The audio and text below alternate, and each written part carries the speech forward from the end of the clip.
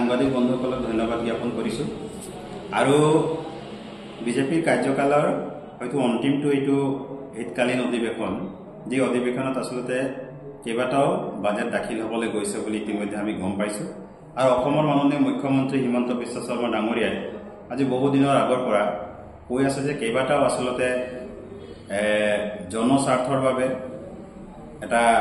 ভাল বিল কেইবাটাও পাছ কৰা হ'ব বুলি মিলি পেলাই কৈ আছে তাক লৈ দুটামান আমি বক্তব্য দিব বিচাৰিছোঁ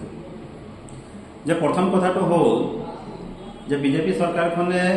এটা হোলচেল দোকান খুলিছে আৰু সেই হোলচেল দোকানখন প্ৰথমতে বন্ধ কৰিব লাগে আৰু সেই হোলচেল দোকানটো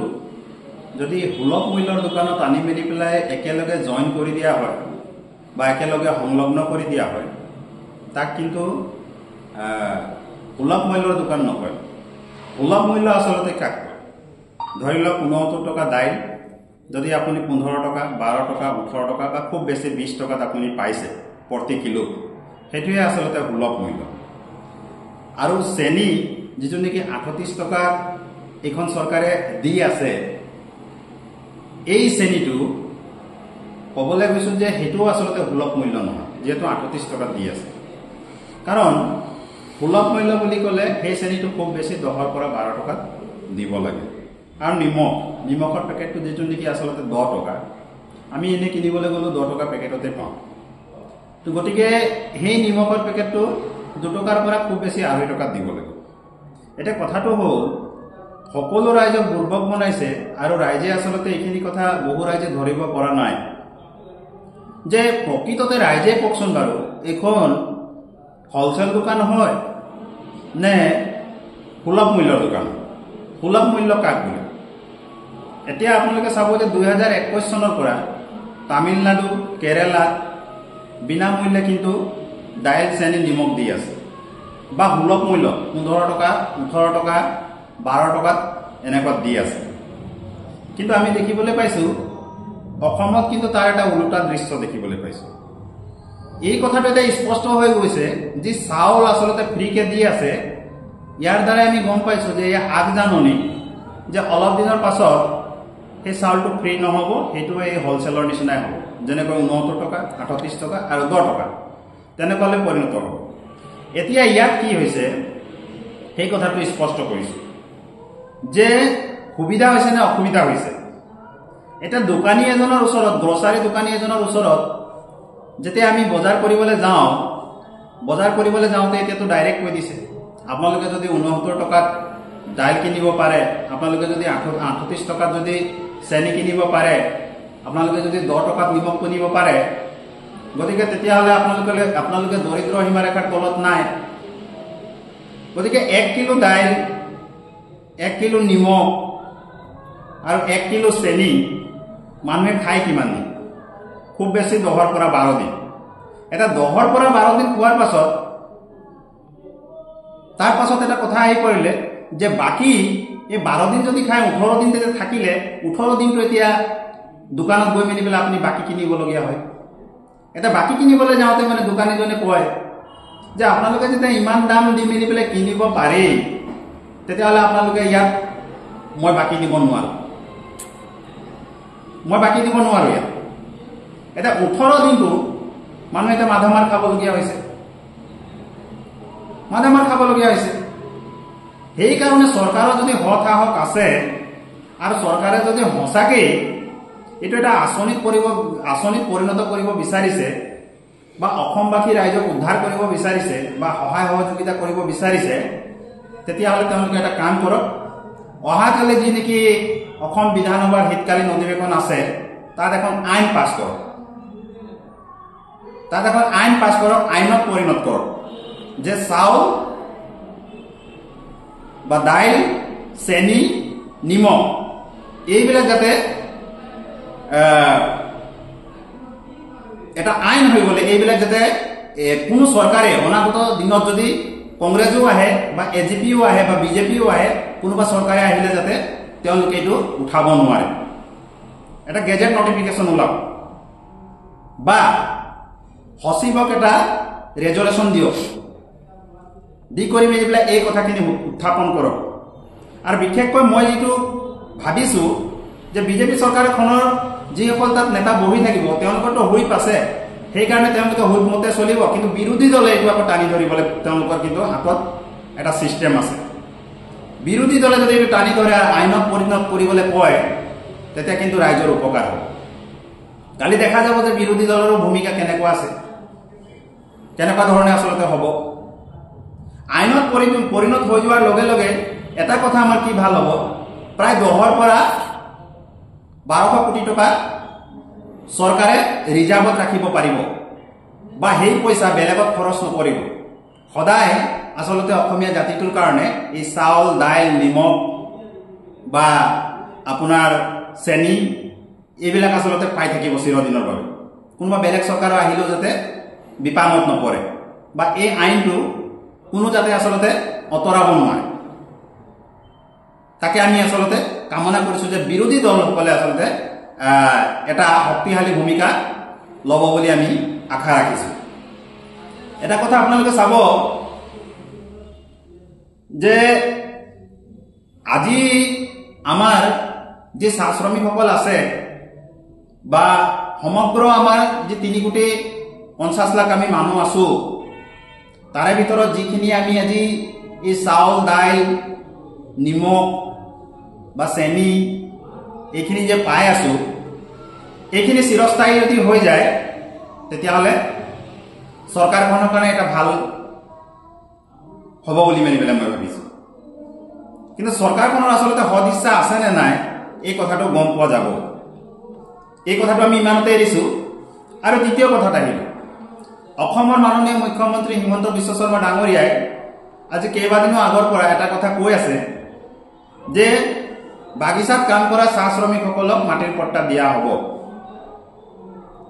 গতিকে আমি ধন্যবাদ জনাইছোঁ, মাটিৰ পট্টা দিয়া হ'ব। কিন্তু 4 লাখ যে চাহ শ্ৰমিকক দিয়া হ'ব, কোনটো যুক্তিত দিয়া হ'ব? কাৰণ আমাৰ স্থায়ী শ্ৰমিক আছে অসমত 10ৰ পৰা 12 লাখৰ ভিতৰত, যদি ভালকে কেলকুলেশ্যন কৰা যায়। আধা শ্ৰমিকক যদি মাটিৰ পট্টা দিয়ে আৰু বাকীবিলাকক যদি মাটিৰ পট্টা নিদিয়ে, তেতিয়াতো এইটো এটা মানে মহাৰণ সৃষ্টি হৈ যাব। আচলতে অসমৰ মাননীয় মুখ্যমন্ত্ৰী হিমন্ত বিশ্ব শৰ্মা ডাঙৰীয়াই এইটো কৰিব বিচাৰিছে নেকি যে চাহ জনগোষ্ঠী এটা বেলেগ আৰু আদিবাসী চাহ শ্ৰমিকসকল বেলেগ, গতিকে দুয়োটাকে মই সুকীয়াকৈ পট্টা দিম, তেখেতে এইটো চিষ্টেম কৰিব বিচাৰিছে নেকি? বা চাহ জনগোষ্ঠীসকলক পট্টা দি দিলে আদিবাসীসকলে যাতে বাধা আৰোপ কৰিব আৰু তেওঁলোকৰ মাজতে যাতে এটা বিভেদৰ সৃষ্টি হ'ব, সেইটো অসমৰ মাননীয় মুখ্যমন্ত্ৰী হিমন্ত বিশ্ব শৰ্মা ডাঙৰীয়াই ভাবিছে নেকি, বা সেইটো ৰণনীতি কৌশল কৰিছে নেকি? প্ৰত্যেকজন মানুহৰ আচলতে নিজৰ কমন চেন্স আছে। সেইটোৰ কাৰণে কোনোবা চাহ জনগোষ্ঠী কৈ আছে, কোনোবা আদিবাসী চাহ শ্ৰমিক বুলি মেলি পেলাই কৈ আছে। আমাৰ কথাটো হ'ল যে আমি আদিবাসী চাহ শ্ৰমিক হয় নে চাহ জনগোষ্ঠী হয়, সেইটো আমাৰ মাজত আমি মিলাই ল'ম। সেইটো আপুনি মাথা মাৰিবৰ কাৰণে নালাগে, আমি সেইখিনি গোটেইখিনি ঠিক ঠাক কৰি ল'ম। গতিকে আপুনি আমাৰ যিমান আচলতে চাহ শ্ৰমিকবিলাক আছে, চাহ বাগিচাত কাম কৰি আছে, তেওঁলোকক সকলোকে মাটিৰ পট্টা দিবৰ কাৰণে আমি কিন্তু দাবী উত্থাপন কৰিছোঁ। আৰু এই যে মাটিৰ পট্টা দিম বুলি কৈছে, চিলিং এক্টৰ অধীনত এটা নতুন আইন প্ৰণয়ন কৰি মেলি পেলাই দিম বুলি কৈছে, এইটো আইনতে পৰিণত কৰক, তাৰ পাছত দিয়ক। কাৰণ ইয়াত বেবেৰীমান বহুত ওলাব। যিমান সহজে অসমৰ মাননীয় মুখ্যমন্ত্ৰী কৈ দিছে যে মাটিৰ পট্টা দিম বুলি, সিমান সহজো নহয়। 2,90,000 বিঘা মাটি ইতিমধ্যে আছে বুলি কৈছে তেখেতে আমাৰ হাতত। কিন্তু আমি কওঁ যে প্ৰায় এজন শ্ৰমিকক 1.5 বিঘা মাটি দিয়াৰ ব্যৱস্থা কৰক। যদি 10 লাখ হয় তেতিয়াহ'লে 15 লাখ বিঘা হ'ব। এই মাটিখিনি আচলতে অসমৰ মাননীয় মুখ্যমন্ত্ৰী হিমন্ত বিশ্ব শৰ্মা ডাঙৰীয়াই দিয়াৰ ব্যৱস্থা কৰক। আৰু এই যি নেকি আচলতে কালিৰ পৰা যি নেকি আচলতে এই অসম বিধানসভাৰ শীতকালীন অধিৱেশন আৰম্ভ হ'ব, প্ৰত্যেকজন এম এল এ সচিবক আচলতে ৰেজুলেশ্যন দিয়ক, যিটো আইনত পৰিণত কৰিব লাগে। আৰু সকলো ৰাইজে আজিয়ে নিজৰ MLA বিলাকক আচলতে অনলাইনে হোক বা মোবাইলত হোৱাটছআপ কৰি হ'লে হোক যে আপোনালোকে লিখক যে এইটো আচলতে আইনত পৰিণত কৰিব লাগে বুলি মাটিৰ পট্টাই হোক বা দাইল চেনি নিমখে হোক এইখিনি আচলতে আইনত পৰিণত কৰিব লাগে বুলি কাৰণ আমাক অস্থায়ী সমাধান নালাগে কাৰণ এইখন চৰকাৰক আমি চাইছো যে মজুৰি বৃদ্ধি কৰিবলৈ ক'লে তেওঁলোকে মোবাইল দি দিয়ে মাটিৰ পট্টা বিচাৰিলে চাইকেল দি দিয়ে জনজাতিকৰণ বিচাৰিলে আকৌ অন্য এটা বস্তু দি দিয়ে টকা 5000 দি দিয়ে এই এনেকুৱা ধৰণৰ আমি দেখিবলৈ পাইছো কাৰণ এইখন চৰকাৰৰ হাতত আমি স্থায়ী সমাধান আমি দেখা নাই স্থায়ী সমাধান যদি লাগে সমগ্ৰ অসমবাসী ৰাইজে উঠি পৰি লাগি এইটো আইনত পৰিণত কৰাবৰ কাৰণে নিজৰ MLA বিলাকক আচলতে দাবী দিয়ক কৰে নে নকৰে চাওঁ তেওঁলোকে নিজৰ শাসিত দলৰ হুইপ অৱলম্বন কৰি পন্থা অৱলম্বন কৰে নে অৱলম্বন নকৰাকে এই ৰিজলিউশ্যন দিব পৰা শক্তি আছে নে নাই এই গোটেইখিনি কথা গম পোৱা যাব গতিকে আমি অনুৰোধ জনাইছো যে ৰাইজে একত্ৰিত হৈ কৰি আচলতে এইবিলাক বিষয়ৰ ওপৰত মাত মাতক দ্বিতীয়তে আহিলো যে মাটিৰ পট্টা যে দিম বুলি কৈছে কি মাটিৰ পট্টা দিব একচনীয়া মাটিৰ পট্টা দিব নে পিৰিয়ডিক ম্যাদী পট্টা দিব নে শৰ্ট লিস্ট পট্টা দিব নে অন্যান্য আৰু বহুত পট্টা আছে 5-6টা মান পট্টা আছে তো আমি বিচাৰো যদি মাটিৰ পট্টা দিবলৈ আছে তেতিয়াহ'লে অসম চৰকাৰে ম্যাদী ৰঙা মাটি বা যিটো ম্যাদী যিটো নেকি লাল পট্টা বুলি কয় আৰু একক পট্টা বুলি কয় সেই পট্টাটো দিয়াৰ ব্যৱস্থা কৰক সেই পট্টাটো আচলতে যদি দিয়ে তেতিয়াহ'লে আমাৰ অন্যান্য বিভিন্ন ধৰণৰ ক্ষেত্ৰত আমাৰ কিন্তু সুবিধা হ'ব পঢ়া শুনাৰ পৰা ধৰি লোনৰ পৰা ধৰি অন্যান্য সাবসিডি বস্তু পোৱাৰ পৰা ধৰি বা মীন পালন খেতি কৰিম বুলি ক'লে তাতো লোনৰ সহায় হ'ব অন্যান্য ক্ষেত্ৰত আমাৰ সহায় হ'ব বেংকৰ পৰা লোন ল'ম বুলি ক'লে আমাৰ সহায় হ'ব অন্যান্য ক্ষেত্ৰত আচলতে আমাৰ সহায় হ'ব গতিকে এই পট্টাটো দিয়াৰ ব্যৱস্থা কৰক তাকে আমি দাবী উত্থাপন কৰিছো আৰু লগতে আটাইতকৈ ডাঙৰ কথাটো হ'ল যে এছটিকৰণৰ কথা তাহানিখনৰ পৰা এতিয়া আমি দেখিবলৈ পাইছো সকলোকে এছটি লাগে এছচি লাগে এছটি লাগে এছচি লাগে আৰু অসম চৰকাৰে যি নেকি হাখনৰ গাড়ীত আহিলে বা বিজেপি চৰকাৰখনে যি হাখনৰ গাড়ীত আহিলে তেওঁলোকৰ এইবিলাকে মুদ্দা আছিলে যে মাটিৰ পট্টা দিম মজুৰিটো বৃদ্ধি কৰি দিম তাৰপৰা জনজাতিকৰণ কৰিম কিন্তু এতিয়া কথাটো হ'ল যে এই শীতকালীন অধিৱেশনত জনজাতিকৰণটো প্ৰকৃততে পোৱা যাব নে নাযাব পাম নে নাপাম আৰু এবাৰ যদি এই অধিৱেশনখনত যদি আমি এইটো বিলটো যদি আইনত পৰিণত হোৱা আমি যদি নেদেখো বা বিল এটা যদি এইটো পাছ নকৰে তেতিয়া জানিম যে এইখন চৰকাৰ আৰু কোনো কামৰ চৰকাৰ নহয় কাৰণ অসমৰ মাননীয় মুখ্যমন্ত্ৰী হিমন্ত বিশ্ব শৰ্মা আগতো বহুতবাৰ ফাঁকি দিছে এই ফাঁকিবিলাক আৰু ৰাইজে সহ্য কৰিব নোৱাৰা হৈছে গতিকে হত সাহস চাওঁ আৰু তেখেতে যিটো নেকি টেকনিকেলি কথাবিলাক কৈ থাকে সেই টেকনিকেলি কথাবিলাক উঠাই মেলি চিধা চিধিকে কওক কৰিব পাৰিব নোৱাৰিব দিব নিদিব এই কথাটো স্পষ্ট কৰি দিওঁ আৰু এই কেইটামান বস্তু ধৰি লওক মাটিৰ পট্টা জনজাতিকৰণ মজুৰি বৃদ্ধি এইবিলাক যদি আমি নাপাওঁ তেতিয়াহ'লে কিন্তু এইবাৰ আমাৰ আদিবাসী চাহ শ্ৰমিকসকলে বা আমাৰ চাহ শ্ৰমিকসকলে বা আমাৰ জনগোষ্ঠীটোৱে বিজেপি চৰকাৰক যে ভোট নিদিয়ে বা এবাৰ যে হাখনৰ গাড়ীত টানে এই কথাটো কিন্তু স্পষ্ট হৈ গৈছে বিজেপি হোক কংগ্ৰেছ হোক বা এজেপি হোক তেওঁলোকৰ মাজত এটা বস্তু নাই সেইটো হ'ল ন্যায় কাৰণে তেওঁলোকে নাই তেওঁলোকে কেৱল নিজৰ স্বাৰ্থ সিদ্ধিৰ কাৰণে ব্যক্তিগত স্বাৰ্থ সিদ্ধিৰ কাৰণে আচলতে তেওঁলোকে চকীত আহিছে বা তেওঁলোকৰ কাৰ্যকালবিলাক পাৰ কৰা আমি দেখিবলৈ পাইছোঁ আজি যিহেতু 24 নৱেম্বৰ 2007 চনৰ আজিৰ দিনটোতেই গুৱাহাটীৰ বেলতলাত আমি দেখিবলৈ পালোঁ বা দেখিবলৈ পাইছিলোঁ যে সেই সময়ত যি হুঠাম যুৱক যুৱতী নিজৰ প্ৰাপ্যৰ কাৰণে মাটিৰ পট্টা জনজাতিকৰণৰ কাৰণে মজুৰি বৃদ্ধিৰ কাৰণে যেতিয়া নেকি মাত মাতিবৰ কাৰণে গৈছিলে তেতিয়া কিন্তু আমাৰ জাতিটোক আচলতে নগ্ন কৰি দিয়া হ'ল। কোনে পাহৰি যাব বাৰু সেই দিনটো, যি দিনটোত নেকি লক্ষ্মী উৰাং বাইদেউ নগ্ন কৰি দিয়া হ'ল। কোনে পাহৰি যাব আমাৰ যুৱক যুৱতীবিলাকক আচলতে গুড় সোধোৱা হ'ল, ঘোচা মৰা হ'ল, পেটত মাৰি দিয়া হ'ল, মুখত মাৰি দিয়া হ'ল, গোটেই কাপোৰ কানি ফালি দিয়া হ'ল, বিবস্ত্ৰ কৰি দিয়া হ'ল। গতিকে কংগ্ৰেছ চৰকাৰক ধিক্কাৰ দিবৰ কাৰণে আমাৰ ওচৰত কিন্তু কোনো ভাষা নাই। আজি 18 বছৰ হ'ল, 18 বছৰ হ'ল, তথাপিও কিন্তু আমি দেখিবলৈ পালোঁ ন্যায় বোলা বস্তুটো আমি নাপালোঁ। যিটো নেকি ফুটেজতে আপোনালোকে দেখি আছে যে লক্ষ্মী উৰাঙক আচলতে কেনেকৈ কাপোৰ তেখেতক ফালি দিয়া হৈছে, কেনেকৈ গুড় সোধোৱা হৈছে পেটত। জাতিটোৰ কাৰণে দুখৰ বিষয়, আমাৰ জাতিটোৰ কাৰণে একেবাৰে দুখৰ বিষয়। আমি কোটিৰো অধিক যি জনসংখ্যা আছো আৰু এটা মূল আচলতে আমি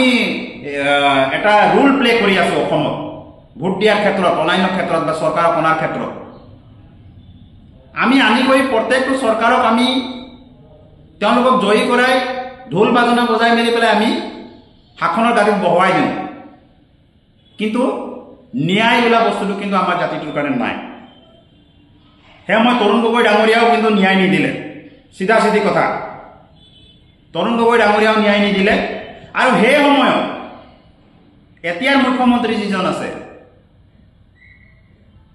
আৰু সেই সময়ত তেখেত আছিলে শিক্ষা বিভাগত আৰু স্বাস্থ্য বিভাগত। আৰু এতিয়াও তেখেত আমাৰ অসমৰ মুখ্যমন্ত্ৰী হিমন্ত বিশ্ব শৰ্মা ডাঙৰীয়া, কিন্তু তেখেতে পাহৰি গ'ল। ভোটটো কিন্তু লাগে আমাৰ ওচৰত আহি কৰি, কিন্তু আমাৰ জাতিটোক ন্যায় দিবৰ কাৰণে তেখেতে পাহৰি গ'ল। লক্ষ্মী উৰাং বাইদেউক ন্যায় দিবৰ কাৰণে পাহৰি গ'ল। আমাৰ ল'ৰা ছোৱালীবিলাকক যি আঘাত কৰি দিয়া হ'ল, ঘূণীয়া কৰি দিয়া হ'ল চিৰদিনৰ কাৰণে, সেইবিলাকত কিন্তু ন্যায় দিবলৈ তেওঁলোক পাহৰি গ'ল। আৰু মই কওঁ পাহৰিও যোৱা নাই, তেওঁলোকে পাহৰি যোৱাৰ এটা ভেকু ভাওনাহে কৰি আছে। তো এতিয়া অসমৰ মুখ্যমন্ত্ৰী হিমন্ত বিশ্ব শৰ্মা ডাঙৰীয়া, আপুনি যে ন্যায় দিব নোৱাৰে আৰু এতিয়াও যে তদন্তই চলি আছে, ইমান দিন লাগে নে তদন্ত? আপুনি যিহেতু কংগ্ৰেছৰ পৰা ফাট মেলি পেলাই বা কংগ্ৰেছৰ পৰা আপুনি আহিলে, আহি কৰি মেলি পেলাই তো আপুনি প্ৰথম ন্যায়টো আমাৰ জাতিটোকে দিব লাগিছিলে, লক্ষ্মী উৰাঙকে দিব লাগিছিলে। যিসকল কালপ্ৰিট আছে সেইবিলাকক ফাঁচি দিব লাগিছিলে, বা সেইবিলাকক ৰাজপথত ৰাখি মেলি পেলাই ডাইৰেক্ট গুলিয়াই দিব লাগিছিলে। লাখ লাখ মানুহ গৈ মেলি পেলাই তাত যেতিয়া আন্দোলন কৰিলে নিজৰ প্ৰাপ্যৰ কাৰণে, আৰু আপুনি সেইখিনিকে কৰিব নোৱাৰিলে। আৰু আপুনিয়ে দেখোন ওলোটাই কয় বোলে আমাৰ এই আদিবাসী চাহ শ্ৰমিকে বা আমাৰ এই জনগোষ্ঠীটোৱে নিজৰ প্ৰাপ্যৰ কাৰণে আন্দোলন কৰিব পাৰে, আৰু ময়ো তাত আন্দোলনত গৈ ভাগ ল'ম বুলি আপুনিয়ে কয়। আৰু আপুনি ভাগো লৈছে, আৰু আপোনাৰ বিজেপি চৰকাৰখনো আমাৰ লগত ভাগো লৈছে, আমাৰ মানুহৰ লগত। তো ন্যায়ৰ কাৰণে যেতিয়া আপুনি আমাৰ লগত আহি মেলি পেলাই আন্দোলন কৰিব পাৰে, তে লক্ষ্মী উৰাঙৰ দিনততো আপুনি শিক্ষামন্ত্ৰী আছিলে, আপুনি স্বাস্থ্যমন্ত্ৰী আছিলে। এই ল'ৰা ছোৱালীবিলাকক যে ঘূণীয়া কৰি দিয়া হ'ল, আপোনাৰ স্বাস্থ্য বিভাগ ক'ত আছে? আপোনাৰ এই শিক্ষা বিভাগ ক'ত গ'ল? আৰু এতিয়া গৃহ বিভাগৰ দায়িত্বত, নিজৰ আকৌ CM-ৰ দায়িত্বত, গোটেইখিনি সৰ্বে আপোনাৰে। সমগ্ৰ বিভাগটোতো আপোনাৰে হয়, কোনটো বিভাগ নহয়? আপুনি গড় কাপ্তানিৰ পৰা ধৰি অন্যান্য বিভাগৰ পৰা ধৰি মেলি পেলাই যি আছে বিভাগখিনি গোটেইখিনিতো আপুনিয়ে চলায় ন? কোন বিভাগটো আপোনাৰ বেলেগ মন্ত্ৰীয়ে চলায়? কোনো নচলায় নহয়, আপুনিয়ে চলায়। গতিকে ইমান বিভাগকেইটা যেতিয়া আপুনি চলাব পাৰিছে, আপোনাৰ ওচৰত যেতিয়া ইমান পাৱাৰে আছে, তেতিয়া আপুনি কিয় আচলতে আমাৰ জাতিটোক ন্যায় দিব পৰা নাই, বা লক্ষ্মী উৰাঙক আৰু যিসকল ঘূণীয়া হৈছিলে তেওঁলোকক ন্যায় দিব পৰা নাই? তাৰমানে পৰিকল্পিতভাৱে আপুনি আৰু অসমৰ সেই সময়ৰ মুখ্যমন্ত্ৰী তৰুণ গগৈ ডাঙৰীয়াই পৰিকল্পিতভাৱে এই কাণ্ডটো কৰিছিলে নেকি? আমাৰ প্ৰশ্ন, এই কাণ্ডটো কৰিছিলে নেকি যে এনেকুৱা এটা চিটুৱেশ্যন ক্ৰিয়েট কৰি দিওঁ বুলি মানি পেলাই? আজি আমি ভাবিবলৈ বাধ্য হৈছোঁ। প্ৰত্যেকটো ক্ষেত্ৰতে আপুনি লাঞ্ছিত বঞ্চিত আৰু ঠকা হৰকা কৰি মেলি পেলাই আহিছে। সেইকাৰণে আমাৰ ৰাইজৰ জাগ্ৰত হ'ব লাগে। আমাৰ ৰাইজ জাগ্ৰত হৈ কৰি মেলি পেলাই আমাৰ যি 1 কোটিৰো অধিক ৰাইজ, গতিকে সকলোখিনি মিলি কৰি পেলাই এই দুখবিলাক আমি পাহৰি যাব নালাগে আৰু আমি একত্ৰিত হৈ আমাৰ যেহেতু জয় ভাৰত নামৰ নিজৰ ৰাজনৈতিক দল আছে সকলোৱে মিলি কৰি আহিব লাগে আজি আমি চিঞৰি থাকিম কালি আমি মৰি যাম তাৰ পাছত ৰাইজে এই কথাটো ক'লে নহ'ব আৰু এই মানুহজন ভাল আছিলে কিন্তু দেই যেনেকৈ যি নহওক মানে মাতটো মাতি আছিলে চিধা চিধিকে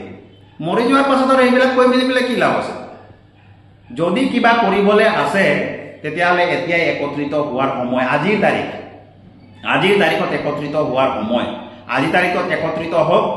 আৰু বিজেপিক গুড বাই দি দিয়ক কংগ্ৰেছক গুড বাই দি দিয়ক এজেপিক গুড বাই দি দিয়ক এইবিলাকৰ দ্বাৰা কাম নহয় আমি জানো নহয় কোন গুণ্ডা পাৰ্টি কোন আচলতে লাঞ্ছিত বঞ্চিত কৰা পাৰ্টি কোনে আচলতে মানুহক হত্যা কৰা পাৰ্টি এইবিলাক আমিতো চব গম পাই গ'লো নহয় চব গম পাই গ'লো তো সেইকাৰণে এতিয়া এটাই উপায় আছে যে আমি যি 1 কোটিৰো অধিক জনতা আছো একত্ৰিত হ'ব লাগে আৰু লগতে আমাৰ যি নেকি আৰু 5 জনগোষ্ঠী আছে মানে সকলোকে মিলাই আমি যি 6 জনগোষ্ঠী আছে একত্ৰিত হৈ মেলি পেলাই ৰাজনৈতিকভাৱে যদি আমি মাত মাতো আৰু ৰাজনৈতিকভাৱে যদি আমি জয়ী হৈ পৰি মেলি পেলাই যদি সদনত বহো আমি গোটেইখিনি কাম কৰিব পাৰিম হিমন্ত বিশ্ব শৰ্মা উফৰি যাব গৌৰৱ গগৈ ডাঙৰীয়া উফৰি যাব অতুল বৰা ডাঙৰীয়া উফৰি যাব গোটেইবিলাক উফৰি যাব কোনো নাথাকিব গতিকে উফৰোৱাৰ এইটোৱে সুন্দৰ সুযোগ আছে এই সুযোগ যদি আপোনালোকে পাৰ কৰি দিয়ে তেতিয়াহ'লে কিন্তু সুযোগ আৰু দুনাই নাপাব